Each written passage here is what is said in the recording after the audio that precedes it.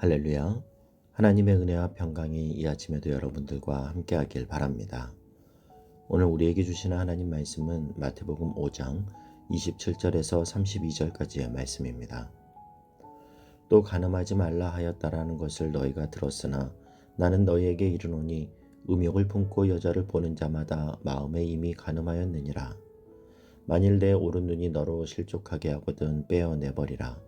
내 백체 중 하나가 없어지고 온몸이 지옥에 던져지지 않는 것이 유익하며 또한 만일 내 오른손이 너로 실족하게 하거든 찍어내버리라. 내 백체 중 하나가 없어지고 온몸이 지옥에 던져지지 않는 것이 유익하니라. 또 일렀을 때 누구든지 아내를 버리려거든 이혼 증서를 줄 것이라 하였으나 나는 너희에게 이르노니 누구든지 음행한 이유 없이 아내를 버리면 이는 그로 간음하게 하며 또 누구든지 버림받은 여자에게 장가드는 자도 간음함이니라. 아멘. 오늘 본문에서 예수님은 율법의 형식적인 행위가 아닌 마음의 동기와 깊은 내면에 대한 말씀을 우리에게 주시고 계십니다. 먼저 27절에서 30절 말씀을 보면요. 또 간음하지 말라 하였다라는 것을 너희가 들었으나 나는 너희에게 이르노니 음욕을 품고 여자를 보는 자마다 마음에 이미 간음하였느니라. 만일 내 오른 눈이 너로 실족하게 하거든 빼어내버리라. 내 백체 중 하나가 없어지고 온몸이 지옥불에 던져지지 않는 것이 유익하며 또한 만일 내 오른손이 너로 실족하게 하거든 찍어내버리라.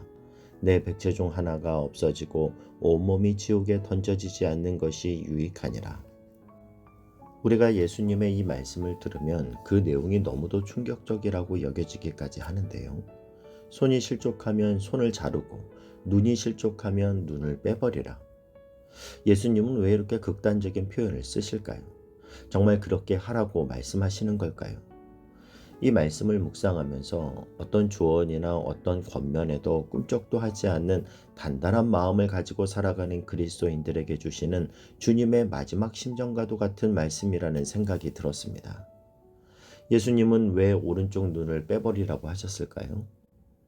당시 사람들은 지금도 마찬가지지만 화살을 조준할 때 왼쪽 눈은 감고 오른쪽 눈으로 화살을 조준했습니다.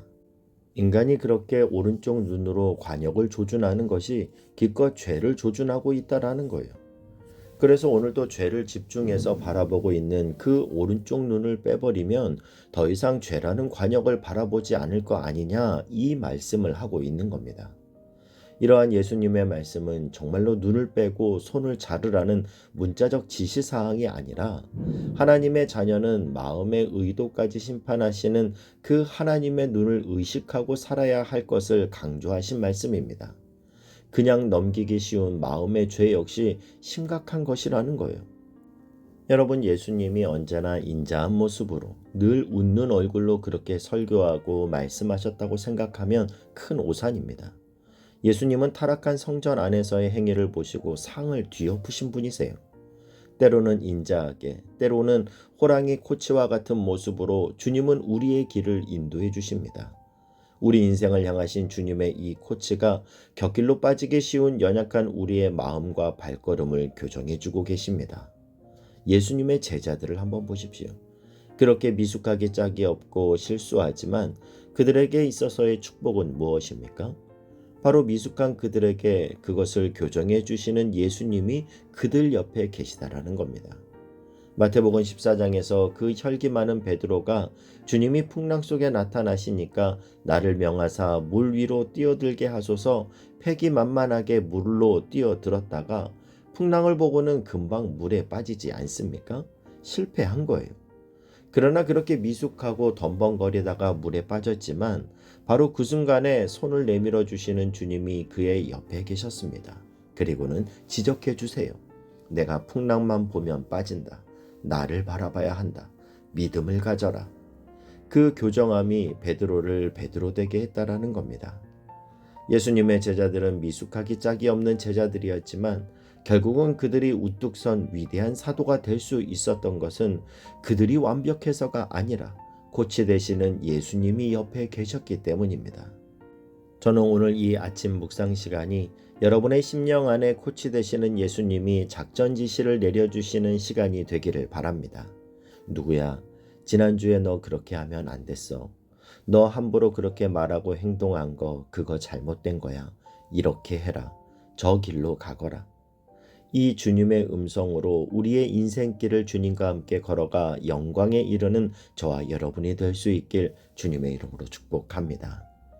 31절 32절 말씀을 보면요. 또 일렀을 때 누구든지 아내를 버리려거든 이혼 증서를 줄 것이라 하였으나 나는 너희에게 이르노니 누구든지 음행한 이유 없이 아내를 버리면 이는 그로 간음하게 하며 또 누구든지 버림받은 여자에게 장가드는 자도 간음함이니라. 당시에는 남편 마음에 안 들면 이혼 증서를 써주고 쉽게 이혼하는 문화였습니다. 밥을 태워도 쫓아냈고 청소를 못해도 쫓아냈어요. 그렇게 된 이유는 모세의 율법에 이혼 증서를 써주면 이혼이 가능하다라고 되어 있어서 이혼이라는 제도를 악용하고 또한 아내를 물건처럼 취급했습니다.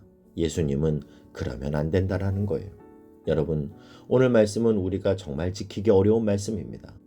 마음으로 음욕을 품어도 간음이고 눈이나 손이 실족했을 때 빼버리거나 자르지 않으면 지옥 가고 예수님은 너희가 바리새인의 의보다 더 나아야 된다고 말씀하시는데 이것은 바리새인들의 의, 인간의 의로는 하나님 나라에 못 들어간다는 말씀입니다. 다른 말로는 행위로 구원받을 자가 없다는 거예요. 궁극적으로 우리가 예수 그리스도의 옷을 덧입음으로 구원에 이르게 되는 것이지 내가 하는 어떤 행위도 의로움의 기준에 도달할 수 없다라는 겁니다. 여러분, 우리가 이걸 깨닫게 되면 우리는 교만할 근거가 하나도 없습니다. 내가 저 사람보다 더 낫지. 내가 더 신앙이 좋지. 저 사람은 어떻게 저럴 수 있어. 그렇게 말할 것 하나도 없다라는 거예요. 우리는 하나님의 은혜가 아니면 하루도 설 수 없는 자들입니다. 우리가 할 일은 오늘도 우리의 영혼의 옷깃을 여미며 나는 하나님 앞에 얼마나 부족한 사람인가? 어떻게 하면 오늘도 나의 삶을 고치하시는 주님의 손을 붙잡고 내게 허락하신 믿음의 길을 순종하며 걸어갈 수 있는 것인가? 여기에 초점을 두어야 할 줄 믿습니다. 이 아침 상대방이 아닌 먼저 나를 돌아보아 연약한 자신을 발견하며 십자가를 더욱 든든히 붙잡는 거룩한 결단이 있게 되기를 주님의 이름으로 축복합니다. 기도하겠습니다. 사랑하는 하나님, 십자가의 은혜로 구원받은 하나님의 자녀로서 이제 구원받았으니 구원받은 자의 삶을 살게 하시되 삶의 한 절이라도 주님의 성품을 담게 하여 주옵소서. 예수님의 이름으로 기도하옵나이다. 아멘.